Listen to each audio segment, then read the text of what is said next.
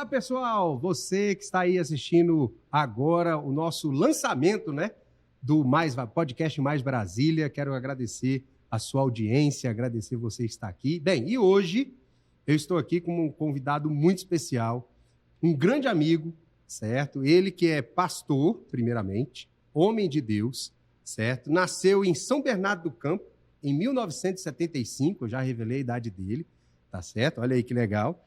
Ele, além disso, é deputado federal, foi deputado distrital, e na sua eleição para deputado distrital, foi o deputado distrital mais votado do Distrito Federal, certo? Depois, ficou com o mandato de deputado distrital, foi eleito deputado federal pelo Distrito Federal e reeleito, logo em seguida, deputado federal, também representando aqui a nossa capital. Além disso, foi secretário de esporte em 2 oportunidades, certo? E trouxe, eu posso dizer que ele revolucionou a gestão do esporte aqui no Distrito Federal. Falo com vocês, meu amigo deputado Júlio César, tudo bem? Tudo ótimo, Rodrigo Delmasso, né? Meu amigo, né? Como você mesmo disse, né? Nós nos conhecemos já em 2012. Isso é verdade. E criou-se uma amizade sincera e verdadeira e tive, né? Além de sermos amigos secretários naquela época, de 12 a 14, depois fomos amigos parlamentares, né? Verdade. Lá na Câmara Distrital.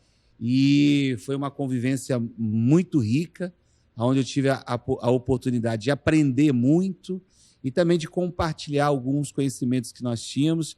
E, modéstia à parte, acho que nós fizemos um excelente trabalho como deputados distritais, que até hoje é relembrado aqui no Distrito Federal. E é uma honra poder estar aqui participando do seu primeiro programa. É isso aí, lançamento Mais Brasília, até porque a gente ouve falar muito, né, lá no Congresso Nacional, menos Brasília e mais Brasil, e eu compactuo da sua ideia, nós temos que realmente ter mais Brasília e também mais Brasil. Mais Brasil, mas não podemos esquecer Brasília, que é a capital, né, de todos os estados aí do país, né? Ô, Júlio, e falando sobre isso, mais Brasília, né?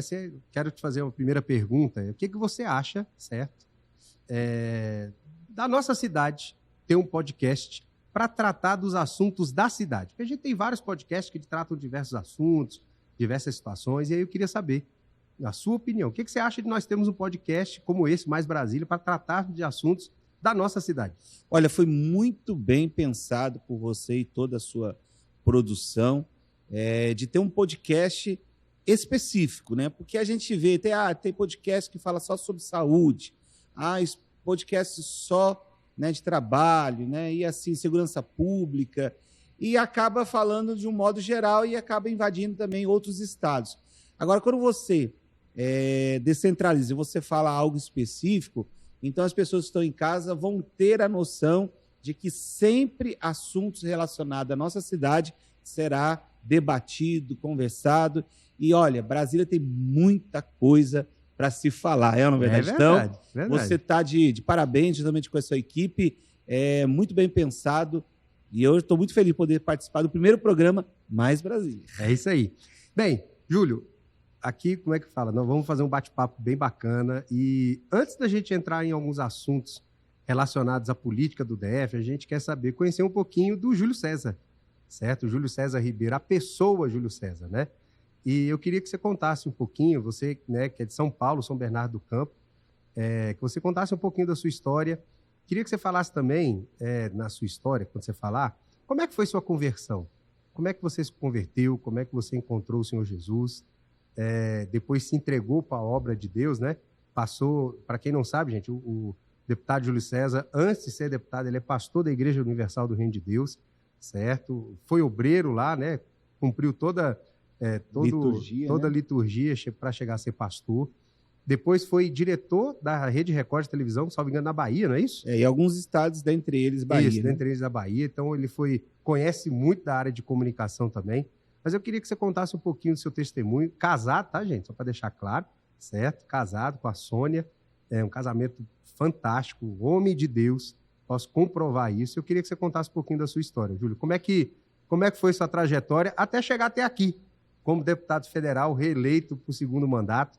e já na metade, né? Metade pro fim do segundo mandato. Conta aí um pouquinho pra gente. Olha, como você já me entregou no início do programa, falando que eu sou de 75, 75. então são 50 anos, né? Que não é fácil contar aí. Nem parece, né, gente? 50 anos, nem parece, né, velho? É porque eu emagreci, É que aí eu falo, tô mais jovem. Eu sou 5 anos mais novo, eu parecer mais velho que ele. Aí nem tanto. Mas, Rodrigo, olha só, eu nasci em São Bernardo do Campo, né? Meus pais vieram do interior, né? Lá de Franca, e foram tentar a vida lá em São Paulo, onde eu nasci. E cresci até os meus 9 para 10 anos, eu morei em São Paulo. Meu pai teve São Paulo capital. São Paulo capital, né? Na verdade, assim, a grande São Paulo, né? Porque foi em Santo André. No ABC Paulista. No ABC, né? Então, eu nasci em São Bernardo, mas cresci em Santo André. Meu pai trabalhava naquela empresa chamada Ródia, né? Ródia Têxtil, tinha a Ródia Química. Só que meu pai, ele tinha alguns problemas de doença e nunca se adaptou em São Paulo, sempre lembrando da sua família do interior, até que ele tomou uma decisão e falou assim, vamos voltar para o interior. E aí eu mudei para Franca, né? Então, Franca eu estudei, eu cresci como jovem, e como todo jovem, eu queria ir para as baladas, né, curtir a vida, e eu percebia que na minha família havia uma destruição, né, familiar. Né? Meus pais brigavam muito, havia muitos vícios, né, dentro de casa, né? Meu pai gostava de uma bebida, minha mãe e meu pai fumavam, e toda hora era brigas. E o detalhe importante, né? Meu pai em São Paulo tinha um emprego fixo e tinha renda.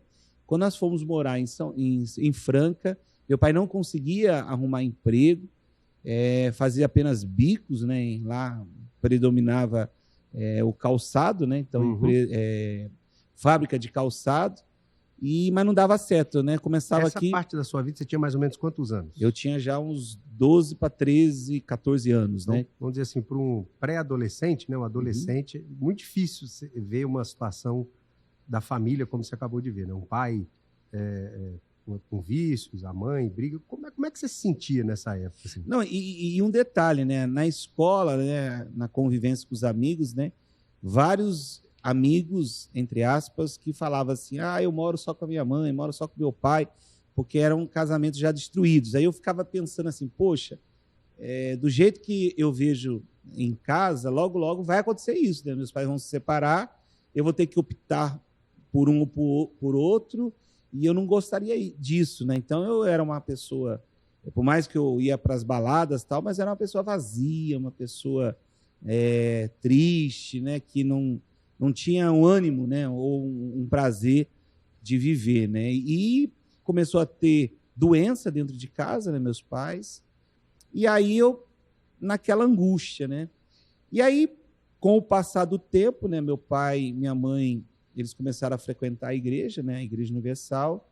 E com o passar do tempo a gente começou a ver uma mudança na vida deles. Mas como todo garoto, né? Então, os seus pais foram primeiro para a Igreja Universal. Eles foram lá em Franca mesmo. Lá em Franca mesmo eles conheceram a Igreja Universal. Como é que eles foram evangelizados? Foi pela TV, pela rádio? Como é que foi? Minha mãe via os programas de TV, né, que a igreja ela tinha naquela ocasião, rádio. Aí depois foram evangelizados, né, na rua, né, trabalho social. E aí eles foram, né? E aí eu comecei a ver uma mudança, né? Eles pararam de fumar, pararam de beber, né? As doenças sumiram.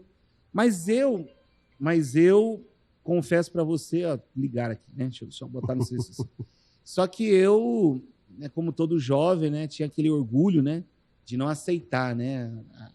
E aí os meus pais vinham e falavam, vamos para a igreja, que você vai ser feliz, tal. E eu não. E eu mesmo vendo a transformação da vida deles, tinha uma certa resistência. E grande resistência. Porque eu achava assim, poxa, tão jovem, como que eu vou virar um crente, um Bíblia, né? Naquela época, a gente via muita gente com a Bíblia debaixo do braço, andando, o crente e tal, né? E aí você começa a namorar, né? Várias meninas, tudo. Você fala, eu quero aproveitar a vida e tal. Mas detalhe, eu ia para as baladas, eu ia para as festas, mas quando chegava em casa, batia aquela solidão. Vazio, né? E aí, meu pai, né, com aquela questão de não arrumar emprego, meu pai chegou a trabalhar de boia fria. Nossa. Depois que trabalhou numa grande empresa lá em Franca, como as coisas não iam, meu pai né? E aquilo ali que bateu a tristeza, né? Ver meu pai chegando com a enxada no final do dia, sabendo que ele passou lá capinando, né? Colhendo café, essas coisas. Eu falei, meu Deus, que coisa, né? Nós tínhamos uma vida boa. Aí eu fui e comecei a trabalhar também, né? Porque eu tive que trabalhar e para poder sustentar, né? E aí foi quando, no momento de desespero, eu me encontrei numa situação que eu estava lá num baile, e aí eu arrumei confusão, né, com uma outra pessoa, e daqui a pouquinho, quando eu vi, os meus amigos sumiram, e ficou só eu lá no meio lá de quase 40 garotos, lá fizeram uma roda assim, vou foi apanhar. Abandonado pelos, entre aspas, Fui amigos. Abandonada, né? Aí naquela hora eu falei assim, meu Deus, Deus dos meus pais, se o Senhor me tirar daqui, eu vou para essa igreja. Eu aceito o Senhor, porque a gente já tinha várias histórias de garotos que foram espancados, aí ficaram doentes, com sequelas. Eu falei, meu Deus, eu vou aqui. E você sabe, né? Garotada não quer saber, começa a chutar tal, né? E aí, de repente, entrou uma pessoa que eu não conhecia, eu falei, ninguém mexe nele não, tal, né? E aí eu falei, caramba, é o resultado do meu clamor, né? E aí eu falei, não. Aí no dia seguinte, eu fui para a igreja e comecei a frequentar. Mas aí um detalhe também muito importante, né, Rodrigo? Santo de casa não faz milagres. E aí meu pai, minha mãe, tanto que me convidaram e eu nunca fui. Mas eu lembro também e eu era um garoto que jogava muito, praticava muito esporte naquela época, né? Vôlei, basquete, tudo. E aí teve um amigo que me evangelizou do basquete. Aí eu fui para essa competição até achando assim, eu vou humilhar esses crentes, tal, né? E aí começou o entrosamento, fui para a igreja e aí acabei aceitando Jesus e aquele vazio foi embora, a tristeza desapareceu. Eu tive uma vontade imensa de viver. Então você se converteu na Universal Franca. de Franca. Em Franca, 1991. E foi nessa. Eu ia te perguntar a data que você se converteu, porque nesse período foi um período que a Igreja Universal passou por uma perseguição muito grande, né? Uhum. E como você, lá dentro, como membro da Igreja Universal, como é que vocês passaram por isso? Porque foi uma perseguição enorme. Eu me lembro, nessa época, assim, a perseguição tanto da justiça, Ministério Público, enfim, várias situações acontecendo, perseguindo o Bispo Macedo e a igreja, né, o que aconteceu. Como é que vocês passaram por isso? Olha só, entre 91 e 92, né, eu estava ainda me convertendo, né? Então, na verdade, as informações não chegavam com tanta precisão no interior de São Paulo, né? Então, nessa época aí das perseguições, que o bispo foi preso, eu ainda não acompanhava e não refletia tanto lá em Franca. Mas eu lembro que aí, depois para 92, para 93, aí já como obreiro, tudo, aí eu acabei aceitando o chamado de poder fazer a obra de Deus, né? Juntamente aí na época casei com a Sônia, que já era obreira há 6 anos. E aí, você casou em 94. 94. Aí em 94 já casei com ela, e em 95 fui chamado... Vai dar 31 anos? 31 anos. 31 anos de casado, gente. Olha isso aí. Aí em 95 eu fui chamado para fazer a obra como pastor. E aí nesse período, né, como pastor, e aí eu fui transferido para São Paulo, lembro até hoje, para uma cidade chamada Guaianazes, né? Você em 94? 95. 95. Casei em 94, aí em 95... com 20 anos. Hã? Você estava com 20 anos. 20 anos, isso. Aí eu fui para São Paulo e aí fui coordenar a igreja lá de Guaianazes. Aí teve uma outra perseguição, aí eu acompanhei muito, porque foi aquela época que aquele ex-bispo Von Edo chutou a imagem, tudo. Aí realmente a perseguição também foi grande, porque passavam gente, né, gente em frente da nossa igreja, tacava pedra. A porta da nossa igreja era de vidro, então quando quebravam, estourava o vidro, e as pessoas entravam gritando. Cara, foi uma perseguição assim, violenta, mas que a igreja, né, ela com muita maturidade, né, ela deixou aquilo passar, porque a gente sabia que era um grande conflito, né, entre pensamentos. E depois daquela perseguição, a gente percebeu que a igreja começou a crescer, desenvolver, e graças a Deus a Igreja Universal se tornou aquilo. Então, para resumir a minha vida, então, casei em 94, aceitei Jesus em 91, casei em 94, estou casado até hoje, acho que é importante ressaltar, porque a gente vê tanto casamento que começa hoje e termina no mesmo dia. Mesmo dia. Hoje a nossa sociedade... Chegar com 31 anos de casado, com a mesma mulher... Tem gente que nem casa, né? Se junta. É uma verdade. E nós que conhecemos a palavra de Deus, sabendo a importância do casamento, então são 31 anos de casado. E aí depois, fazendo a obra, rodei o Brasil quase que, né, bastantes lugares. E aí fui chamado para poder administrar, né, uma emissora de televisão, na época, em Itajaí. Depois eu fui para Florianópolis. Itajaí, Santa Catarina. Santa Catarina, né? Depois eu fui para Florianópolis e ali cuidando da Rede Record Televisão, na ocasião. Depois eu fui transferido para São Paulo, trabalhei na Rede Mulher, hoje Record Rede News. Mulher, né? verdade, olha só, verdade. Então eu fui diretor um tempo, depois na minha volta eu fui o presidente lá da Rede Mulher Televisão. O canal era o 42, eu lembro até hoje, o HF. E aí depois fui chamado para ser diretor na TV Itapuã, na Bahia.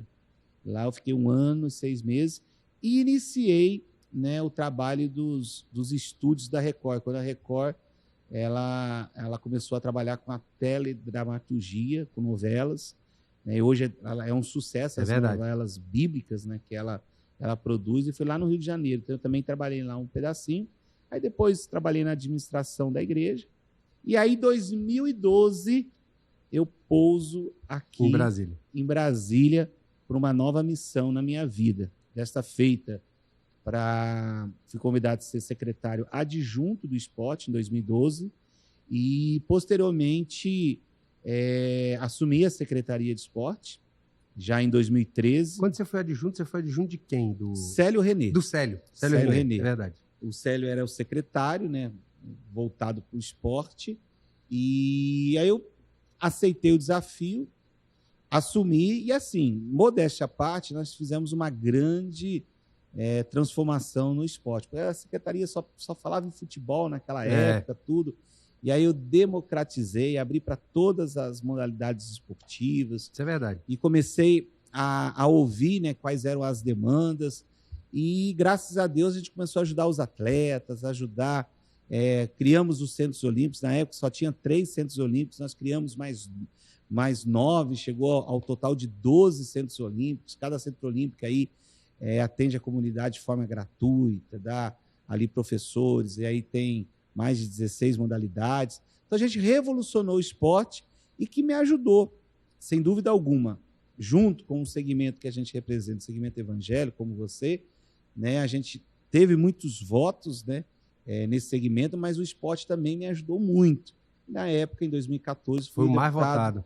Mais votado na época.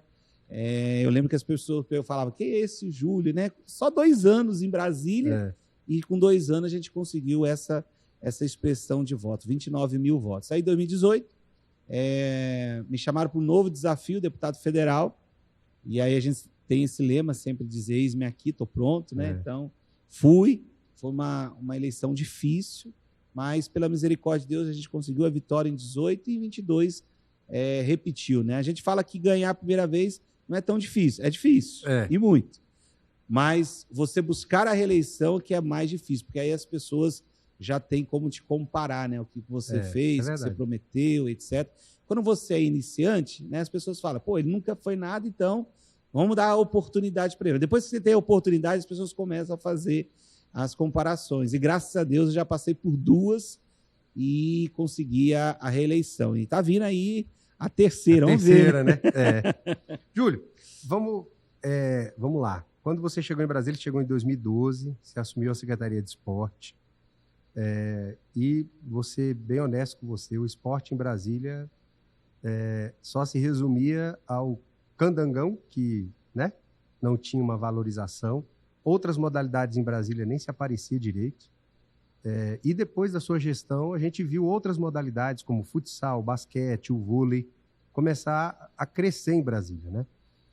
Crescer e ocupando posições que são importantes. Aí você vira deputado distrital, né? Deputado mais votado do DF, foi eleito para a mesa diretora também. E queria que você contasse para a gente, durante o mandato de deputado distrital, qual foi a sua lei que você fala assim, cara, isso aqui, essa lei que eu aprovei, transformou a vida de pessoas, certo? Isso aqui mudou, ou muda até hoje, né? A vida de pessoas, incentiva, dá oportunidade, principalmente para os atletas amadores, né? Qual foi a lei que você escolhe, que você fala assim, cara, essa aqui, se eu pudesse colocar num quadro, eu colocaria, e contasse um pouco das experiências dessa lei. Fala aí pra gente. Olha, assim, a gente como deputado distrital, eu lembro que aprovei, na Câmara Distrital é mais fácil, né? A gente aprovou quase 50 projetos de lei no período de 4 anos. Acho que você também deve ter aprovado isso, até mais leis na sua gestão desse período, né?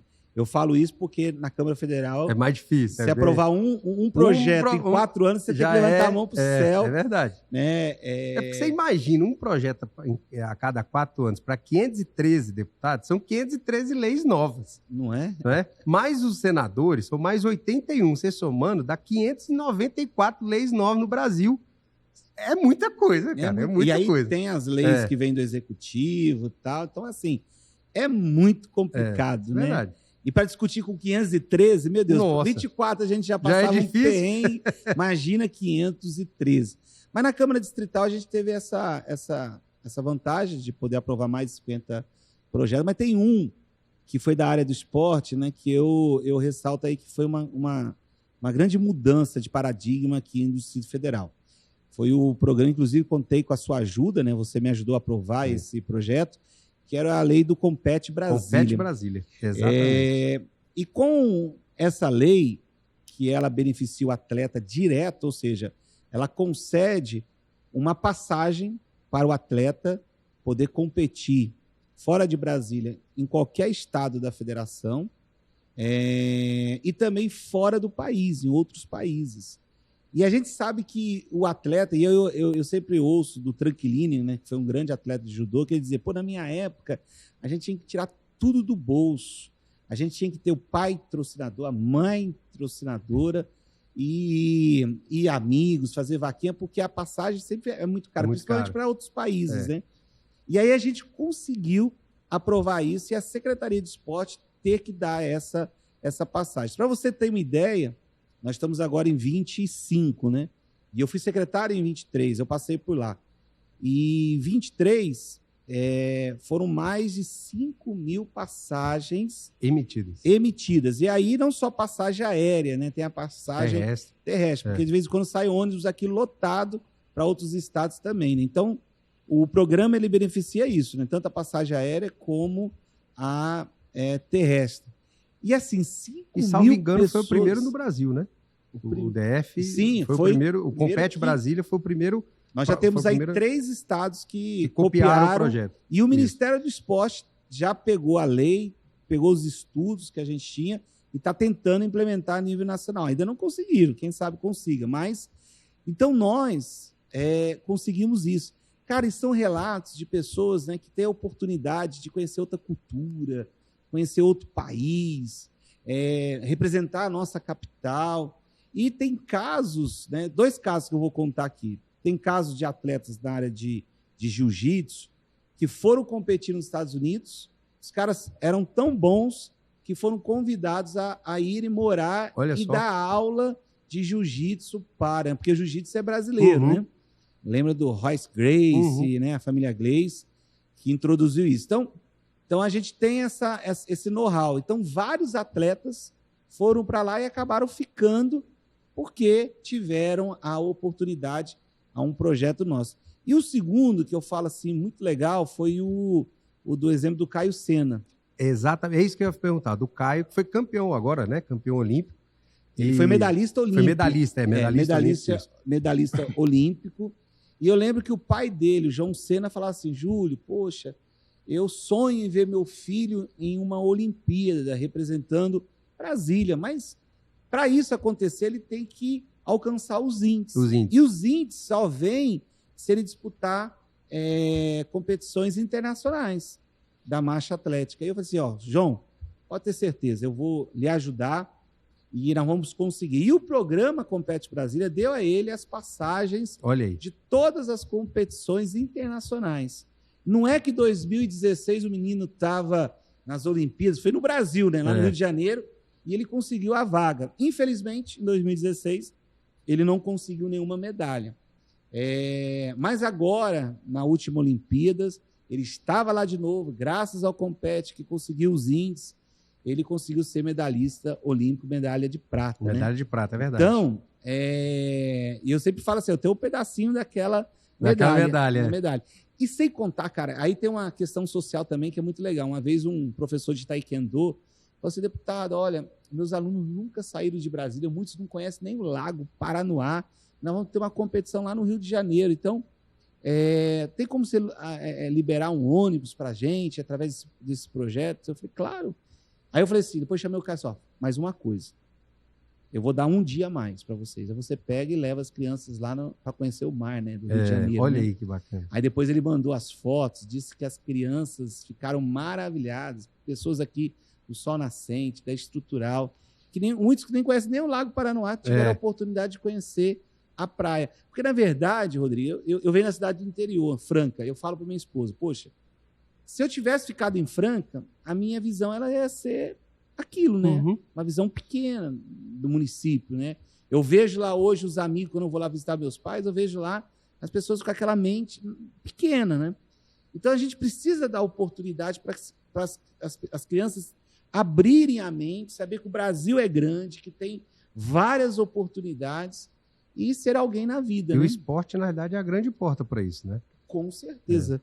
Quantos garotos hoje estão aí brilhando no mundo todo porque o esporte proporciona isso? Nós temos exemplo aqui do futebol, o Hendrick, né? Que saiu de um projeto social, hoje aí está aí no Real Madrid, né? Tá a seleção brasileira. Seleção, Vini. São pessoas que realmente tiveram a oportunidade. Então, eu fico muito feliz que esse projeto está ajudando muitas crianças aqui, categoria de base. Ontem eu fui numa premiação de kart, e aí temos um garoto também que é campeão nacional, que a gente ajuda com o Compete Brasil. Então, assim, se eu ficar aqui, são exemplos gigantescos de projetos de lei. Uma outra ação que você fez agora como secretário de esporte, em 2023 você assumiu, queria que você falasse um pouco, que foi a reformulação do Bolsa Atleta aqui em Brasília. E essa reformulação trouxe uma situação bem interessante, que é relacionado aos atletas paralímpicos. Fala um pouquinho para a gente dessa história aí. Olha só, em 2013, eu consegui encaminhar para a Câmara Legislativa um projeto de lei para instituir o Bolsa Atleta. Só que, assim, o esporte, infelizmente, não tem tanto recurso, né? Então, você tem que trabalhar com aquilo que você tem em mãos. E eu lembro que eu estive lá, né, como secretário, pedindo aos deputados, na época o Evandro Gaila me ajudou muito, que ele era deputado distrital, e nós conseguimos aprovar em 2013 o Bolsa Atleta. E, claro que a gente teve que colocar diferenças nos valores, né? E colocamos o Bolsa Atleta Paralímpico, só que o Paralímpico ficou praticamente metade do valor que o convencional teria, né? E isso vem acontecendo desde 2013. Quando eu chego agora em 23 como secretário, eu percebi que continuava do mesmo jeito. Só que a gente vê, né, os atletas paralímpicos, como têm brilhado, né, nas Olimpíadas, nos campeonatos, e eu percebi que eles precisavam ter, né, o mesmo valor. Né? Então, e até o desempenho do Brasil, né, nas Paralimpíadas, ela é uma referência mundial. Mundial. E aí eu falei assim, então era injusto. Então eu consegui, através do Fundo de Apoio ao Esporte, um recurso que eu pudesse colocar nesse programa, e aí eu mandei para a Câmara Legislativa, e aí novamente contei com a ajuda dos parlamentares atuais aí, para que a gente pudesse, então, equiparar, né, o pessoal da Bolsa Atleta. Então foi um ganho, porque assim, ó, tinha modalidade que era 2.500 e o Paralímpico recebia 1.250. Aí a gente agora equiparou e eles estão recebendo os mesmos valores. Então foi algo assim sensacional, que revolucionou a questão paralímpica aqui no Distrito Federal. Aproveitando que você falou da Secretaria de Esporte, uma das coisas que a gente também conseguiu, e isso é notório, você consegue ver facilmente aqui em Brasília, porque antigamente a gente tinha, inclusive a sua ajuda, a gente tinha campeonatos internacionais de vôlei que vinha para Brasília, mas parava aqui porque era só você que colocava recursos no esporte para trazer grandes eventos. E eu falei para o Renato, né, na época era meu secretário executivo, hoje secretário da pasta, que ficou no meu lugar, cara, nós precisamos revolucionar, nós precisamos trazer grandes eventos esportivos aqui, não depender só da verba parlamentar. Eu acho que a Secretaria tem condições e a gente vai fomentar, né, as categorias de base aqui, porque vão ter oportunidades. Com certeza. A gente vai trazer aqui grandes competições e, sem dúvida, vai mexer com a economia, porque você faz com que os hotéis fiquem cheios, a questão da gastronomia, as pessoas vão gastar, né, e vai gerar emprego, né? E aí, Rodrigo, todo final de semana a gente tem algum evento nacional, até mesmo esse final de semana teve do beach tênis, né? Esse final de semana nós tivemos o beach tênis internacional Sede Series, né, que fala, competidores que vieram do mundo todo, ficaram aí uma semana ali do lado do estádio Mané Garrincha, e eu fui nas finais, lotadinho. E uma questão, totalmente gratuita. E aí, não só o beach tênis, teve também o Juggle Fight número 137. É verdade. Então, o Nilson Nelson recebeu o Juggle, que foi televisionado pela Rede Globo. Isso. As 4 últimas lutas foram ao vivo na Rede Globo, demonstrando que mais Brasília para o Brasil. Mais, né? Brasília para o Brasil, isso é verdade. Né? Mostrando que Brasília... Cara, e o ginásio lotado. Né? Eu vi. E aí você vai um pouquinho para trás... Aí a gente teve aqui o vôlei de praia. Foi, Mundial. O Mundial de vôlei de praia. E o brasileiro. Foram aqui, movimentou. Terceiro ano consecutivo. Terceiro ano competitivo. E aí, outros, agora vai ter o de futevôlei. A gente teve o STF, né? Não, SFT, que é de luta também.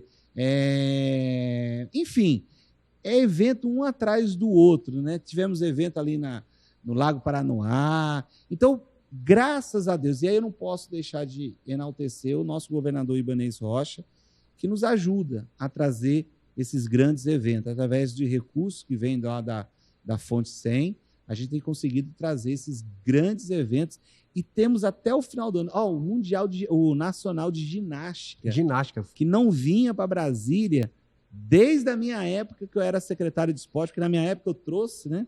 E sem contar, Rodrigo, que a gente trouxe o JUBS, os Jogos Universitários, para quem o JUBS é os Jogos Universitários Brasileiros, tá, gente? Quantos anos aconteceu? O GEBS, que é os Jogos Escolares Brasileiros também. E importante ressaltar que, por exemplo, o GEBS foram 8.000 pessoas envolvidas juntamente com os atletas. JUBS, 5.000 pessoas.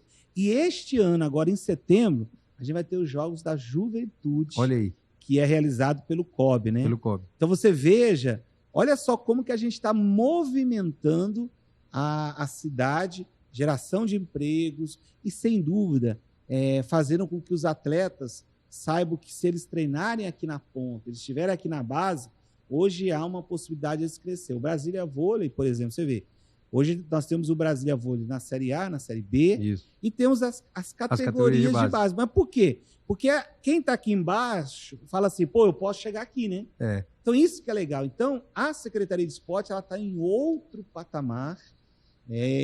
O Renato deu continuidade ao trabalho, fazendo até coisas melhores do que a gente, mas é o legado que nós deixamos. Você vê, a sua sementinha plantada lá atrás, as emendas parlamentares para o esporte, fez com que a gente crescesse muito mais e ser o que é hoje. Né? Então, assim, estou muito feliz. Teve uma situação que você resgatou, que Brasília tinha perdido, e foi assim, quando Brasília perdeu isso, foi lamentável, todo mundo se lamentou.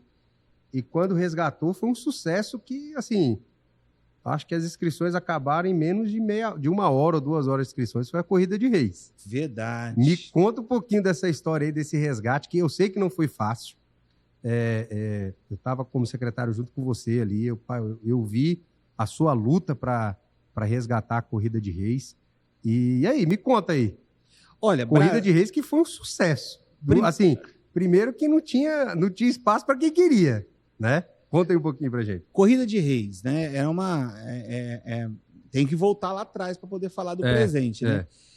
E em 2012, quando eu cheguei, eu era adjunto ainda, participei com adjunto, eu lembro até hoje, deu 3.000 pessoas na Corrida de Reis, que era realizada dia 6 de janeiro, que é o dia de Reis. Então, teoricamente, era o dia que a gente tinha, né?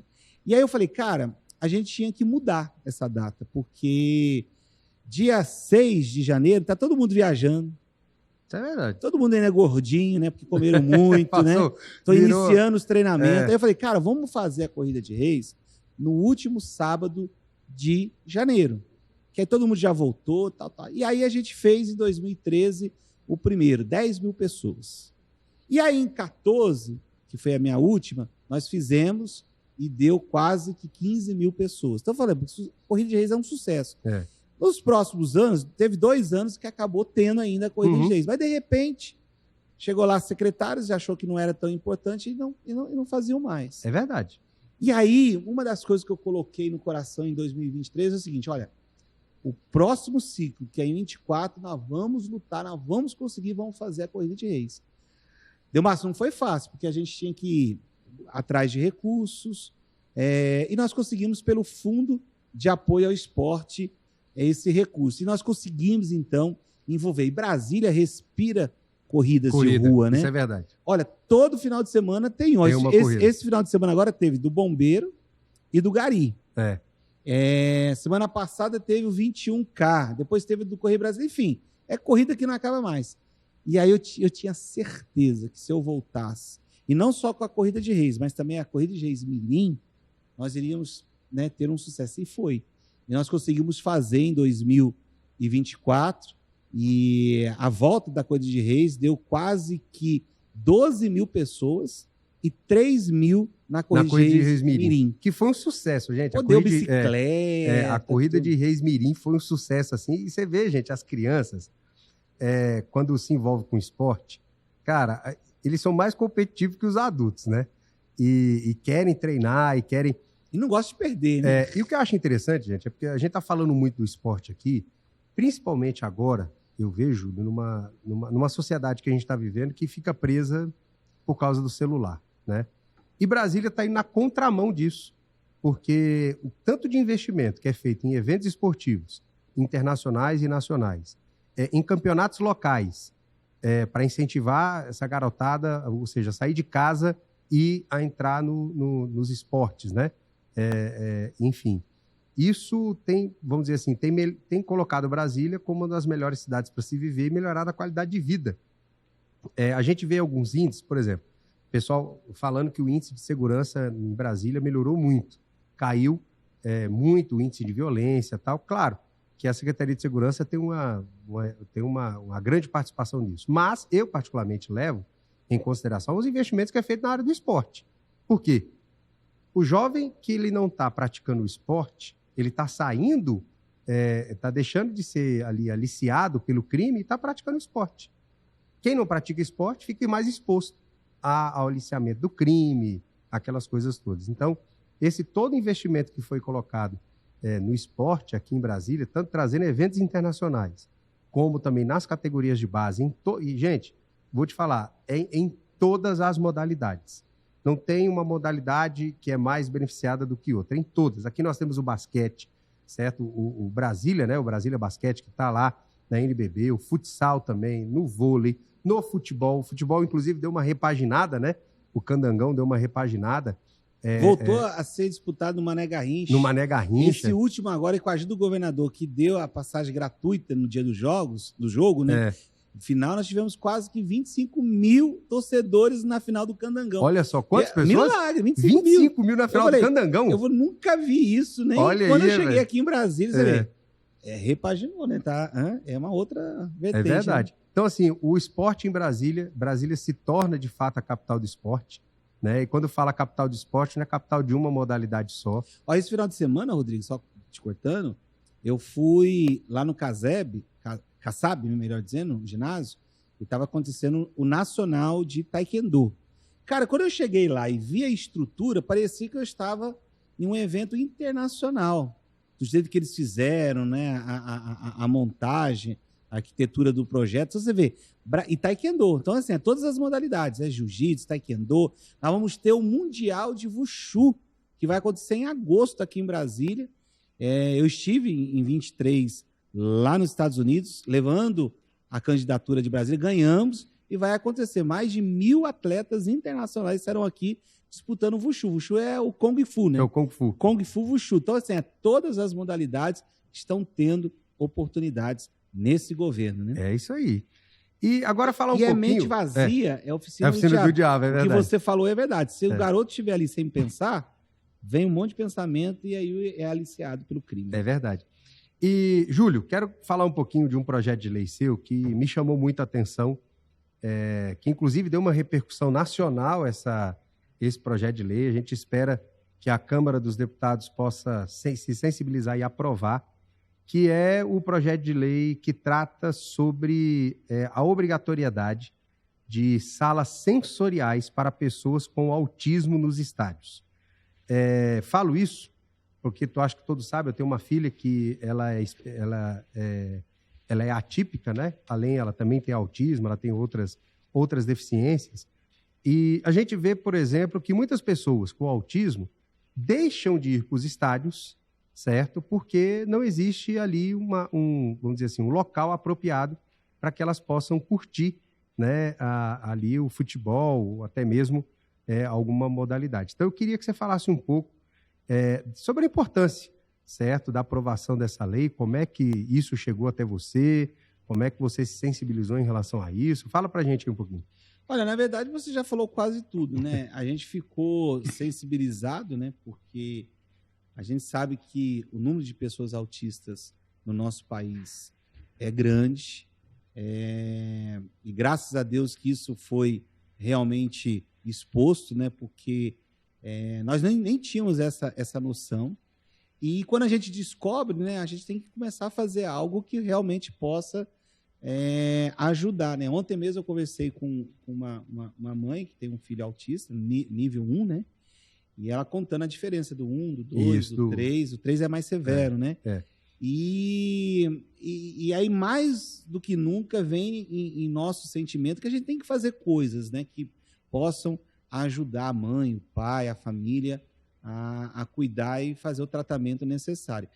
E eu percebi que muitas dessas crianças, quando vão ao estádio, né, elas se sentem bem. É uma das maneiras que a gente possa ajudar. E eu percebi que não tinha salas específicas, né? Então, eu, ouvindo a demanda de pais que levam seus filhos aos estádios, falou assim, a gente tinha que ter um ambiente separado, que a gente pudesse eles terem mais condições, não ficar ali exposto a todas as pessoas, porque tem gente que não sabe, né?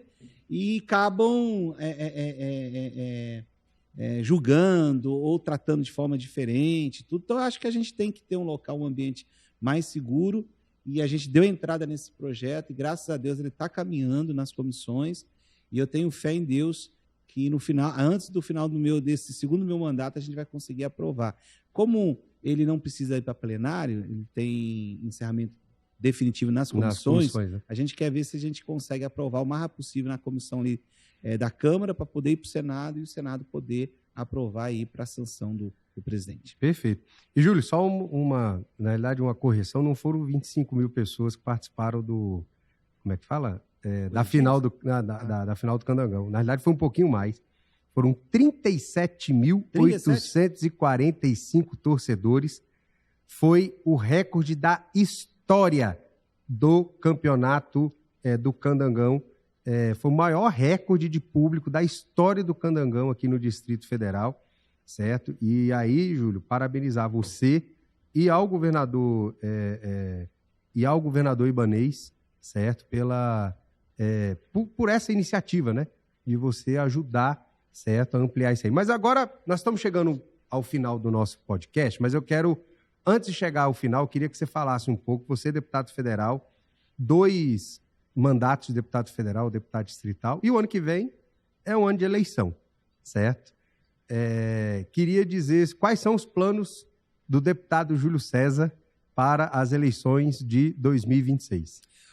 Olha só, Rodrigo, ainda está faltando um pouquinho de tempo, né? 1 ano e 2 meses, né? Ou 3 meses. para a próxima eleição.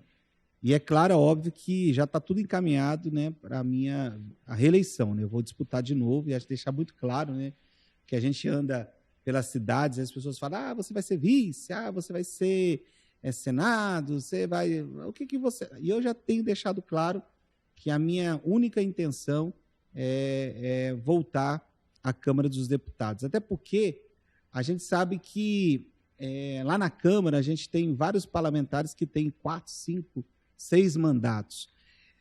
Quando você chega lá no primeiro ano, passa um rolo compressor em cima de você, porque os mais experientes, né?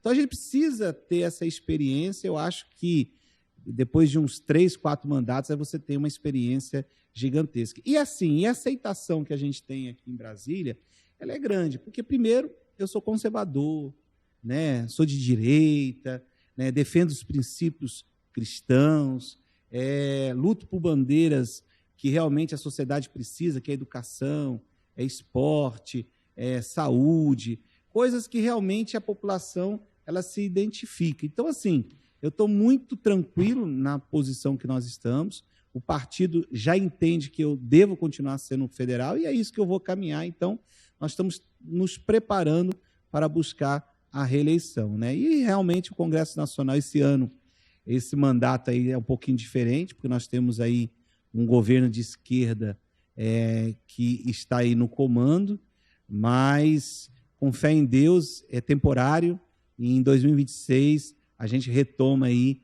para um governo de direita. É isso mesmo, é isso que, pronto, já que você tocou no assunto, eu queria que você falasse um pouco dessa polarização que existe no Brasil, né? A gente sabe, a eleição passada, o Brasil saiu dividido, praticamente 50-50, né? 50% de um lado, 50% do outro. E o que você vê, por aquilo que você anda na cidade também, aquilo que você vê pelos seus colegas parlamentares, na eleição de 2026, como é que você acha que vai se desenvolver essa eleição? A direita está organizada? Ela está unida para, um exemplo, para chegar à presidência da República, até mesmo eleger deputados e senadores? Ou não, está dividida? E a esquerda, como é que está? Está unida? Está com força? Mesmo, por exemplo, o presidente Lula estando no Palácio do Planalto, a esquerda continua com essa força que estava há 10, 20 anos atrás? Na sua avaliação, o que você acha? Olha, eu percebo, primeiro, que a esquerda e esse governo aí, por tudo aquilo que a gente vê, o Brasil, né, as coisas que estão acontecendo no Brasil, a gente viu que eles não conseguiram dar continuidade ao governo do Bolsonaro, né? O Bolsonaro colocou o país lá em cima, tinha equilibrado a questão da inflação, né? As coisas estavam caminhando de forma produtiva, o Brasil estava crescendo, e infelizmente com as políticas que vieram nesses 3 anos, não foi suficiente. Na verdade, você vê, acabaram de editar uma medida provisória aumentando mais imposto. Por quê? Porque realmente o dinheiro está sumindo. As empresas, Petrobras e outras, estavam dando lucro, os próprios Correios estavam sendo saneados. Você vê, o Correio agora faliu de vez, a Petrobras já começou a ter seus problemas financeiros. Então, é má gestão, né? Então, está comprovado que a esquerda não sabe administrar, né, os lugares que ela pega. Você vê Brasília em 2015 a 2018, que o governo era de esquerda aqui. Como que foi péssimo, nós vivemos isso. É verdade. Derrubadas de igreja, mas aí depois veio um governo de centro-direita, você vê como que Brasília mudou. Hoje, né, Brasília é uma outra cidade porque são governos de direita. Então, assim, eu estou muito preocupado com o nosso país, mas vejo que a direita, né, ela está começando a se unir, porque a gente tem várias pessoas que gostariam de ser candidatos, mas já há uma conversa nos bastidores desta união, e eu vejo que logo, logo vai sair um belo nome para que a gente possa colocar e com esse nome a gente realmente retomar o poder. Então, assim, eu acho que a solução do país é um governo de centro-direita. Perfeito. Aí eu vou fazer uma pergunta agora para o Júlio César. Júlio César, cidadão. independente das alianças políticas, vamos colocar uma situação hipotética, que o presidente Bolsonaro não consiga reverter a questão da inegibilidade dele para o cidadão Júlio César Ribeiro. Quem seria o melhor candidato da direita, para não o deputado, não o político, mas para o cidadão Júlio César, quem seria hoje uma pessoa do cenário político nacional que seria o melhor candidato da direita, da centro-direita, que representaria os nossos valores, os nossos princípios e também tudo aquilo que foi conquistado com o governo de direita do Bolsonaro na última gestão? Veja, eu vejo que existe aí 3 ou 4 nomes, né, que têm se destacado que poderia ser esse nome. Nós temos o Caiado, né, que foi governador lá de Goiás, nós temos o Ratinho Júnior, lá do Paraná, tem o Zema, lá de Minas Gerais, e, claro, óbvio, temos o Tarcísio em São Paulo. Desses 4, que eu vejo que são os que realmente têm chance, para mim o melhor seria o Tarcísio. Por quê? São Paulo está totalmente, né, equilibrado as suas contas. A gente vê, quando eu vou para São Paulo, eu consigo visualizar o desenvolvimento que tem lá o Estado. Já foi ministro, então ele conhece muito bem o Nordeste. Até foi ministro, foi presidente do DENIT também. Foi, né? Presidente do DENIT. Então, assim, ele tem experiência e tem entregas, porque olha só, quantas obras eu lembro que estavam inacabadas, em que ele foi lá e terminou essas obras, né? E olha que obras eram renovadas a cada governo, eles investiam e não terminavam, investiam e não terminavam. Com o Tarcísio, ele conseguiu. Então, para mim, seria uma chapa, assim, vencedora, imbatível, né? Se o Tarcísio fosse o candidato à presidência. E digo mais, e o vice sendo a Michele Bolsonaro. Olha aí, velho. Seria uma chapa, assim, que eu diria para você, não perderia o legado do Bolsonaro, né? E ficaria ali com a Michele. Gente, se isso acontecer, nós vamos trazer esse podcast de novo, tá certo? E vamos falar que isso... Olha só, olha o que o Júlio César está dizendo. O Júlio César está dizendo. Não é deputado. O cidadão... O cidadão Júlio César. Falou, isso. O cidadão, perguntou para mim qual seria a melhor chapa. Como o cidadão Júlio César está dizendo o seguinte, que a melhor chapa para ganhar a eleição é Tarcísio presidente, Michele Bolsonaro vice. Olha, isso agora, para isso acontecer, muita coisa. Muita coisa, isso é verdade. Até porque, assim, hoje o Tarcísio ele tem uma reeleição muito tranquila em São Paulo. O índice de aprovação dele em São Paulo é fantástico. Então, assim, para ele poder abrir mão... realmente tem que ter algo bem consolidado. Então, assim, esse seria um belíssimo nome. Mas lembrando que nós temos aí mais 3 aí que realmente se destacam. É verdade. Bem, e falando de eleições, e para Brasília? Nós vamos ter eleições em Brasília também para governador. Você já falou que vai ser candidato à reeleição. Governador, 2 vagas para o Senado. Nós temos as eleições de deputado federal e deputado distrital. Bem, para o governo aqui, hoje nós temos a candidatura da Celina, né, que é a vice-governadora do Distrito Federal, que já foi colocada pelo governador Ibanez, que é do grupo, né, que faz parte. E aí estão tentando fazer outras candidaturas aí, a esquerda tentando se organizar. Como é que você vê essa movimentação, Túlio, na sua visão? Eu sempre digo, né, que time que está ganhando a gente não deve mexer. Eu estou, né, na base do governo, e vejo, né, que essa parceria Ibanez e Celina deu certo para Brasília, né? Então, assim, para que mudar? Então, assim, no meu ponto de vista, eu falo aqui como cidadão, até porque, como política, eu não posso falar pelo meu partido, isso, né? O partido que tem o seu suas presidente, decisões, tem o seu presidente, tal. Mas, assim, o cidadão Júlio, né, não tenha dúvida alguma que é muito próximo da Celina, e eu acredito que, por tudo aquilo que está acontecendo, eu acho que a Celina será um grande nome para Brasília, para dar continuidade a tudo aquilo que o Ibanez já realizou nesse período aí de 7 anos, vamos dizer assim, né?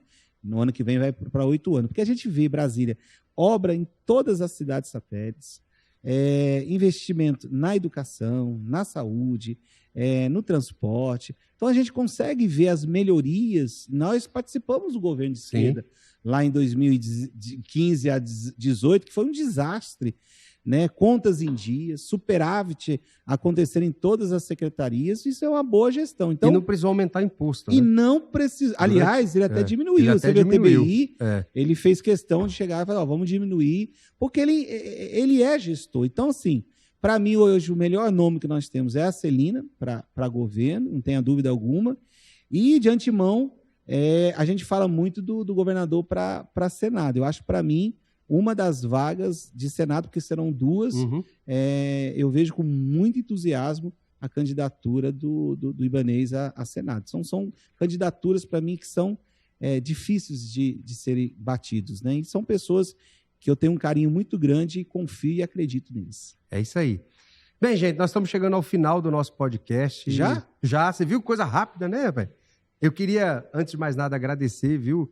Meu amigo, antes de mais nada, Júlio César. Gente, quando eu falo que é amigo mesmo. Esse aqui já me viu chorar, né? Já orou por mim nos momentos difíceis. Vice-versa, você também já me viu chorar, angustiado, e você também e, assim, me ajudou. Me deu palavras ali de ânimo, quando eu falo que é homem de Deus, porque em um momento difícil, aqui eu vou falar para vocês que eu estava passando a minha vida, eu estava com ele me deu uma palavra. Eu, particularmente, na época, não acreditei, mas ela está acontecendo. É difícil de acreditar na hora, né? Quando a gente está passando aquele momento. Mas né? ele ali, como homem de Deus, me deu essa palavra. E eu vou te falar, a palavra que ele deu está se concretizando, certo? Meu amigo, quero te agradecer. E vou deixar esse espaço para que você dê as suas considerações finais. Fale aí com o eleitor do Distrito Federal, fale com a nossa audiência, com todo mundo que está aqui. Toque no coração desse povo. Não, primeiramente, agradecer, né, Rodrigo, de ser convidado aí para o primeiro programa, né, do podcast Mais Brasília, né, por você. Para mim, eu recebi com tanta alegria que na hora que você falou assim, tô dentro, né, pode contar comigo. Mudei toda a minha agenda hoje para poder estar aqui com você. Então, te parabenizar por essa iniciativa. Tenho certeza que será um sucesso, né, esse podcast, até porque a sua intenção é das melhores, né, que é realmente mostrar aquilo que Brasília tem de bom e de melhor. Então, parabenizo você por isso e dizer a todos que estão nos assistindo que a gente continuará trabalhando. Quem me conhece sabe, né, que eu trabalho os 7 dias da semana. As pessoas falam muito assim, o político ele só trabalha de 4 em 4 anos. É verdade, tem gente que é de 4 em 4 mesmo, mas existem as pessoas boas. Está aqui 2 pessoas que, desde o início, estamos trabalhando, né? Então, não tem feriado, não tem folga, porque eu acredito que a sociedade só vai mudar se realmente a gente estiver trabalhando e conhecendo as dificuldades. Então, todos os dias eu estou em uma cidade, eu estou em um local, estou fazendo algo, porque eu acredito que o nosso país pode ser um país muito melhor e só vai acontecer se a gente trabalhar com muita guerra. E, nesse ponto, pode contar comigo, meu apoio, que eu sempre estarei em prol de mais Brasília sendo honrada no nosso país. É isso aí. E olha só, você que está nos assistindo, siga as nossas redes sociais, @MaisBrasíliaOficial, tá certo? Todos os programas, todos os podcasts vão estar lá para você assistir, chamadas, tudo vai estar lá para você. Siga @MaisBrasíliaOficial no Instagram e também em todas as redes sociais. Meu amigo Júlio César, deputado federal, que Deus te abençoe, que essa caminhada Deus possa te abençoar muito e que o povo do Distrito Federal não só reconheça, mas possa, vamos dizer assim, de novo, devolver o mandato de deputado federal nas próximas eleições. Um abraço, tamo junto, um abraço e é mais Brasília. Valeu!